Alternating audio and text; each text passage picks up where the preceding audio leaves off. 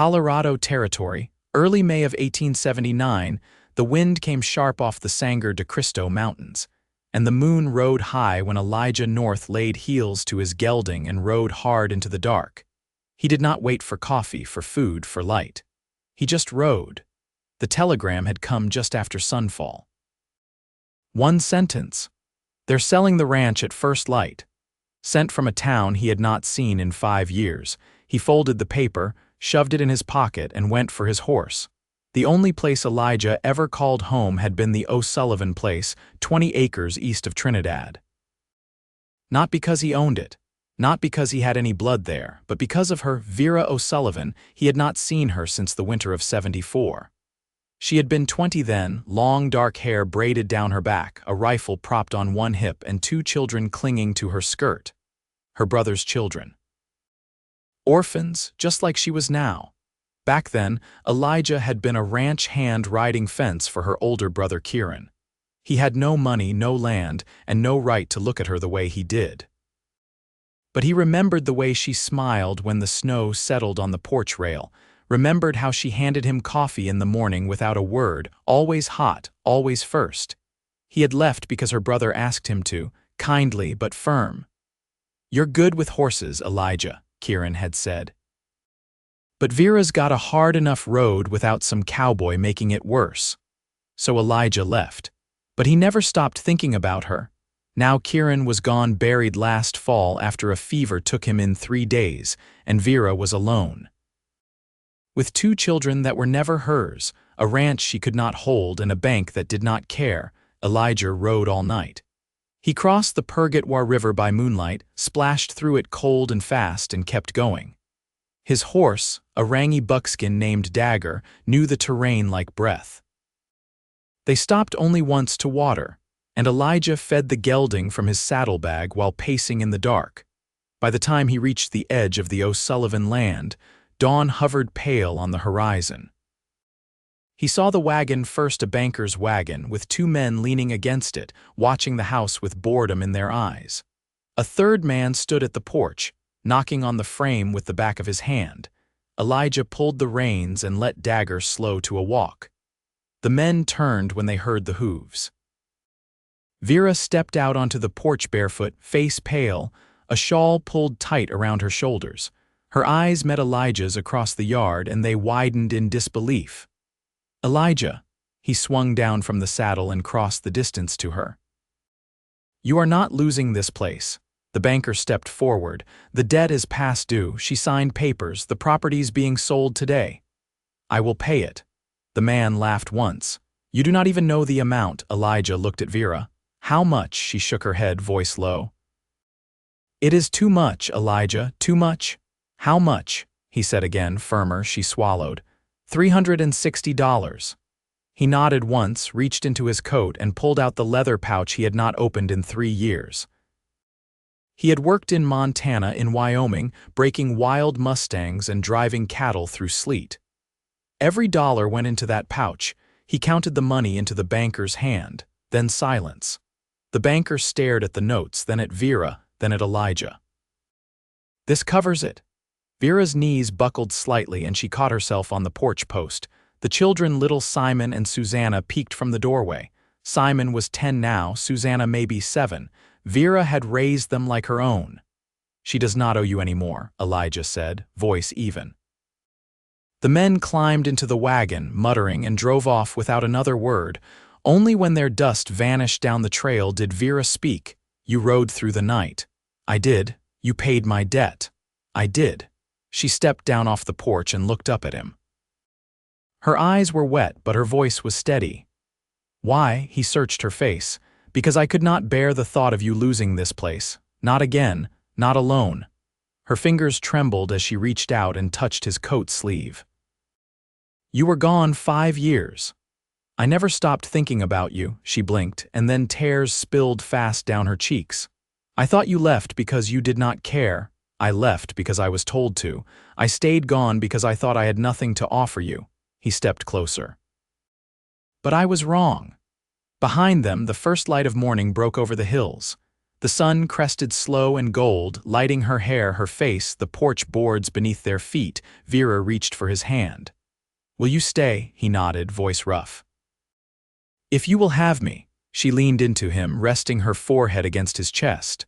"I will." He wrapped his arms around her, held her as the sun rose behind them, warm and full. The children stepped quietly onto the porch and watched, wide-eyed.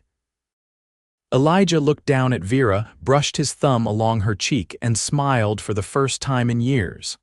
"I came to stop the sale," he said softly, "but I think I found something better." She looked up at him, eyes shining. "What? You?" They stood there in the dawn light, not speaking, just holding on. And behind them the house stood still, safe for now. Home again. And this time he was not going anywhere. Vera stood in the kitchen, sleeves rolled past her elbows, wrists dappled with flour. The morning had stretched quiet after the men rode off, and now the scent of cornbread rose slow from the stove, warm and steady. She kept her hands moving, kneading, folding, wiping, because stillness made the weight behind her ribs press harder. Outside, Elijah was fixing the east gate. He'd said little after the sun came up, only asked where she kept the spare hinges, then went down the slope with a hammer tucked into his belt and a coil of wire slung across his shoulder. He hadn't looked back, but she had. Twice. Simon sat by the hearth carving a bit of pine. He'd grown tall, narrow-shouldered like his father, but quieter. "He gonna stay?" he asked without lifting his eyes. "I don't know yet," Vera said, though her pulse told her otherwise. He nodded once and went back to his whittling. Susanna hummed to herself as she traced the pattern of a faded quilt square with one finger. Vera reached for the kettle and poured water into a chipped basin. She dipped a cloth into it and scrubbed the dough from her fingers, then dried them on the hem of her apron. By the time Elijah stepped through the back door, the cornbread was done and cut into thick wedges. He had sweat at his temples, shirt clinging at the collar, and one knuckle split open. "That gate'll hold," he said, voice low. "You always did better with your hands than your words," Vera said, setting a plate in front of him. "I reckon that's still true." He sat, nodded to Simon and Susanna, and set into the food without ceremony. Vera filled his cup with coffee and sat across from him. Her hands curled around her own mug, but she didn't drink. "What they say in the letter?" he asked after a moment. Vera looked at the dust-streaked window. "Just that the bank had waited long enough, that they'd come by morning, no offer of help." "No questions." Elijah chewed slowly, then swallowed. "They knew Kieran was gone, knew you were here alone." "Yes." He leaned back in the chair, fingers drumming lightly against the table's edge. "You ever think about leaving?" She shook her head. "Where would I go? This is the only land that ever gave me anything solid. I was 14 when Kieran found me working in a boarding house kitchen in Denver. He brought me here and said, 'You'll sleep under a roof that holds and eat food that's hot.' I never forgot that." Elijah's eyes didn't leave hers. "He raised you up same as he raised them," he said, nodding toward the children. "He gave us all what he could," she said. "But he wasn't a man who thought far ahead, took too many risks, spent more time trading horses than tending fences." "He meant well," Elijah said, "I know. But meaning doesn't patch roofs or pay notes." There was quiet for a time, the kind that didn't press or pull. Just the slow ticking of the wall clock and a breeze stirring through the open window. Elijah reached for another slice of cornbread, broke it in half, and offered her a piece. She took it, brushed his fingers without meaning to. Neither of them looked away. "I've got a little money left," he said. "Not much, but enough to keep things steady till fall. We could build a new pen, maybe plant something near the creek once it softens." "You planning to stay that long?" she asked, but her voice was soft. "I was hoping to stay longer." Her eyes searched his face. "You don't owe me anything. I know." "Then why?" Elijah set his cup down and looked toward the window. "Because when I left, I thought I was doing the right thing, thought I didn't belong. But every year I spent away, I kept seeing your face when it rained and hearing your voice when I woke. I've worked ranches where the sky stretched wider than any I'd known, slept under stars so bright they near hurt, but none of it felt like anything without you in it." Vera didn't answer right away. She looked down at her hands, then at the children, then back at him. "I'm not the same girl you remember," she said. "I'm tired more often than not. I've got lines on my face and calluses on both hands." "You think I came back for softness?" Elijah asked. "I came back because there's strength in you the rest of the world forgets to see. And I've got enough years behind me now to know that's the kind of woman a man ought to stand beside." Vera rose and walked to the stove, set the kettle back on the heat. She didn't look at him as she spoke. "I don't know how to start again." Elijah stood slowly, pushed the chair back with one hand. "Then don't start over," he said. "Let's just keep going from here." She turned then, and the way she looked at him steady, unsparing made something ease in his chest he hadn't even known was tight. "All right," she said, and that was enough. The rain came 3 days later, slow at first, then steady as a poured kettle. It pressed down on the roof in a constant hush, and the fields beyond the house turned dark with it. The creek swelled, licked at the edges of the lower pasture, and Elijah walked the fence line alone, hat brim dripping, checking for washouts. Inside, Vera stitched by lamplight. Simon fed logs into the stove, and Susanna read aloud from the small leather-bound book Kieran had taught them from, her voice halting but clear. The door creaked open and Elijah stepped in, boots coated in mud to the ankle, shoulders glistening with rain. "There's a break near the south post," he said, shaking off his coat. "Couldn't reach it with the water rising, might need to wait till morning." Vera folded her sewing and stood. "The soil's soft enough now, we could plant along the east rise."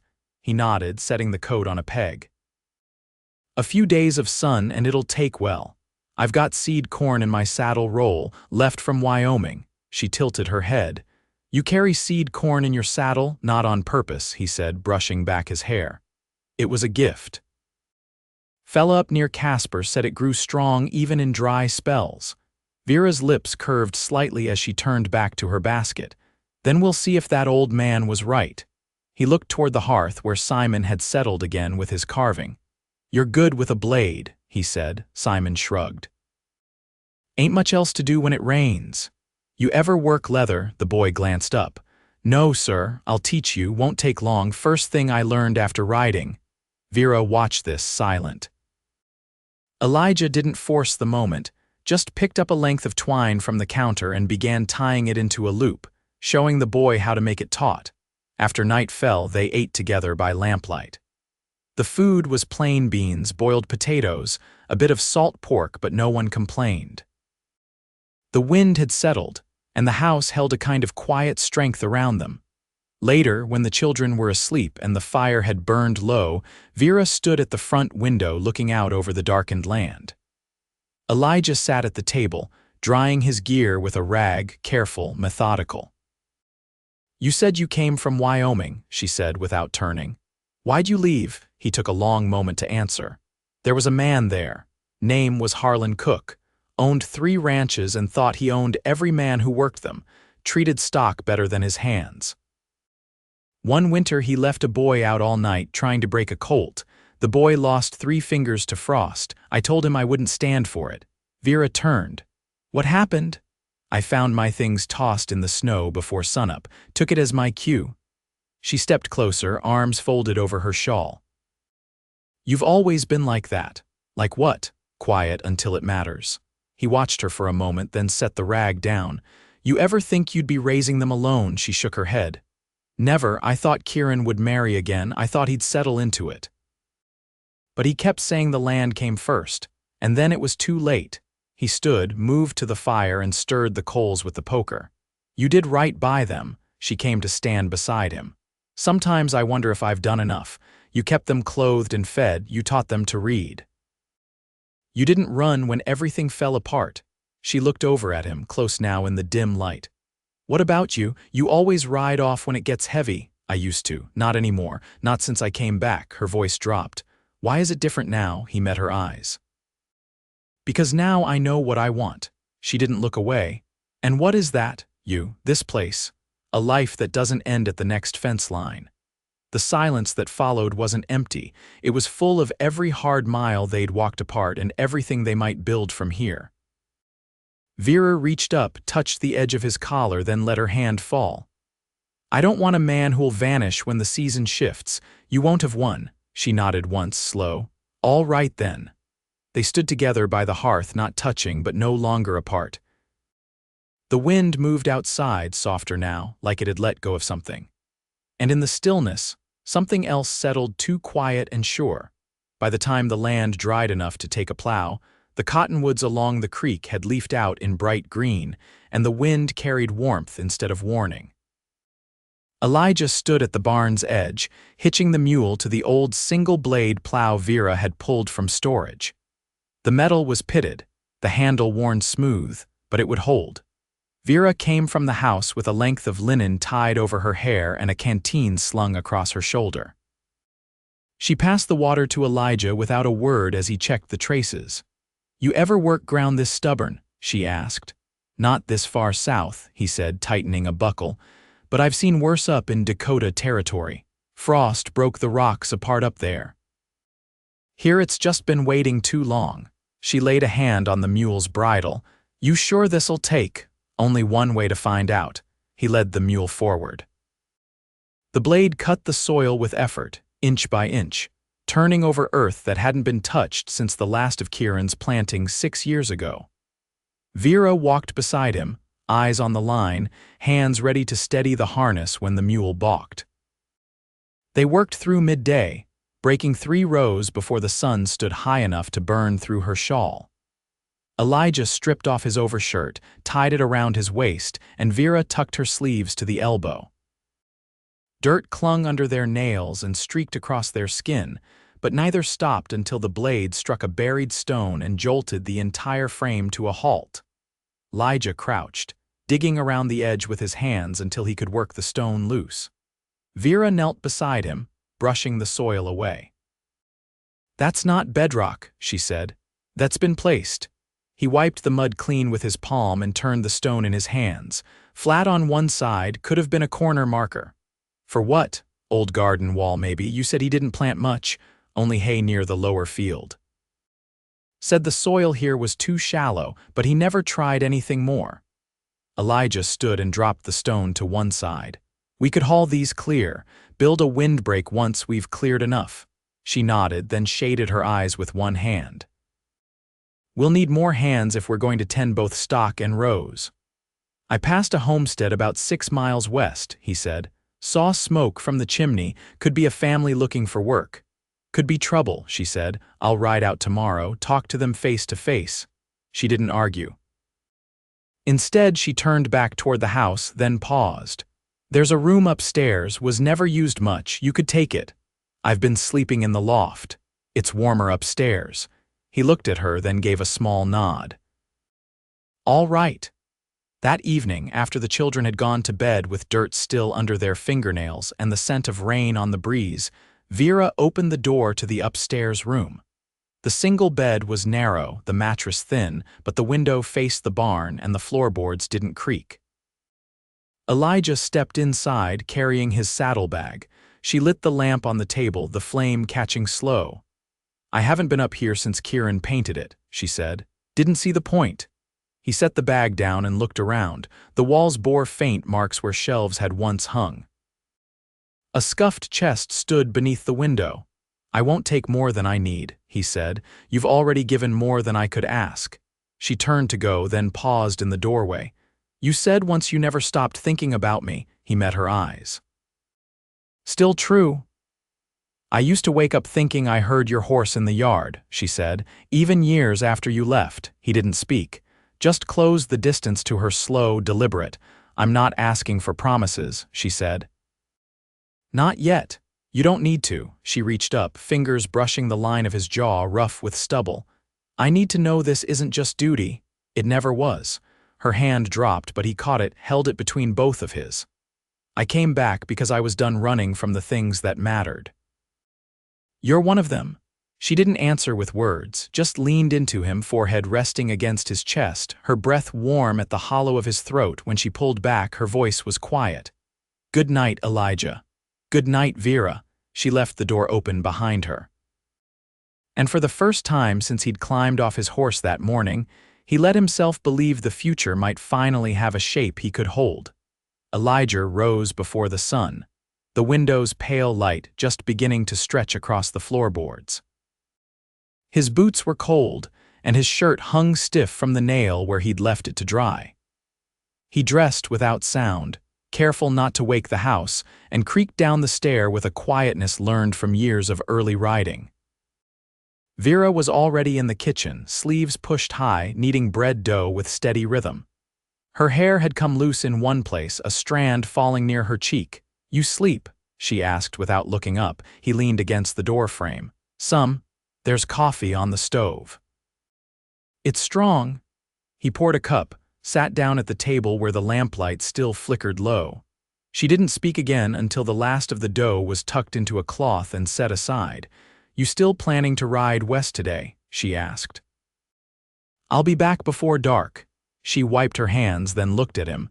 "If they're decent, we could spare a few meals to start, but I won't feed trouble." "That's fair." She glanced toward the stairs. "Simon and Susanne'll start lessons after breakfast. I'll keep them near the house." He finished his coffee and stood. "If I'm not back by sundown, wait for morning." She nodded once and he left without touching her, but her eyes followed him until the door closed. The ride west took most of the morning. The trail narrowed near a dry arroyo where scrub oak crowded the path, but Elijah kept dagger steady. He passed a line of fence half fallen and a smokehouse that hadn't seen use in years. Then near the bend in the ridge, he saw the homestead.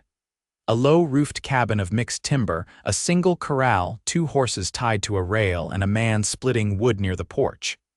A woman hung laundry on a line stretched between 2 posts, her dress faded but mended.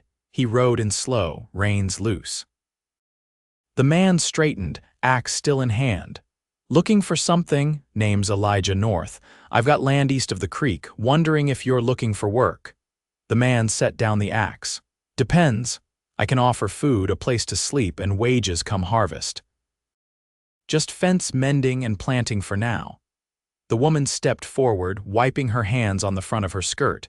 "I'm Mabel. This here's my brother Jasper. We came down from Kansas after the frost took our wheat." Elijah looked between them. "You alone?" "Just us," Jasper said. "We mind our own," Elijah nodded. "If you're willing, I can have you come by tomorrow. We'll need help lifting stones and prepping rows." Mabel's face eased. "We'll be there by first light." He rode back as the sun dipped behind the ridge, long shadows cutting across the land. When the O'Sullivan house came into view, smoke curled from the chimney and the porch light flickered steady. He tied dagger at the post and came in through the back, boots heavy with dust. Vera was at the sink washing potatoes. She turned when the door clicked shut. "They coming?" she asked. "They are, brother and sister, no signs of trouble." She dried her hands and stepped closer. "You sure about them?" "I am." She studied his face for a long moment. "You were gone a long while. I didn't want to rush the wrong thing." She looked down, then up again. "And what's the right thing?" He reached for her hand, his grip warm and certain. "This." She didn't pull away. "I've tried my whole life to hold everything together with my own hands, this house, the children, the land. But I can't do it alone anymore. You won't have to." He leaned in and kissed her, slow and sure, the way a man does when he means to stay. Her hand came up to his chest, not to push him away but to hold him there. When they parted, she rested her forehead lightly against his. "I can't offer much, Elijah, just what's here. That's all I want." Later that night, when the house had gone still, they stood together in the upstairs room, the window open to the sound of frogs calling from the creek. She sat on the edge of the bed, unbraiding her hair. He knelt to take off his boots. "You ever think it'd come to this?" she asked. "I didn't let myself." She turned toward him. "And now, I'm done riding out." They lay side by side beneath the quilt, not touching at first, just breathing slow, the kind of quiet that comes when there's nothing left to fear. And then she reached for his hand beneath the covers, and he held it like he'd never let go. The days that followed fell into rhythm. Jasper and Mabel arrived early each morning, and the four of them worked the earth until their backs ached and their hands blistered. Simon helped Elijah patch the barn roof. Susanna learned how to boil down lye soap from Mabel. Vera planted onion sets under the window and started keeping a written ledger of the harvest. They buried the old garden stones along the pasture edge and planted corn in the cleared rows. Wild turkeys made tracks near the creek, and Elijah set snares before dawn. One morning, Vera found a hen sitting in the hayloft and took it as a sign. They married under the cottonwoods in late June, with only the children and Jasper and Mabel to witness. Vera wore a pale blue dress she'd sewn from flour sacks, and Elijah trimmed his beard for the first time in weeks. Simon stood tall beside him, proud and quiet. Susanna scattered handfuls of wildflowers before Vera's feet. There was no preacher, just a promise spoken with hands joined and eyes steady. When they kissed, the wind stirred the leaves overhead, and somewhere beyond the trees a meadowlark sang. That night, Elijah carried her up the stairs and laid her down beneath the same quilt they'd shared in silence weeks before. But now there was no hesitation between them. Only warmth and breath, and the kind of closeness that doesn't need words. The land didn't change overnight. The rain still came hard and the sun still split the soil, but they weathered it side by side. The children grew, the crops took, and the house stood steady. And when folks in town asked who lived out east of the creek, they'd say, "That's the North Place now." Good people. Built something strong from near nothing, and they had, together,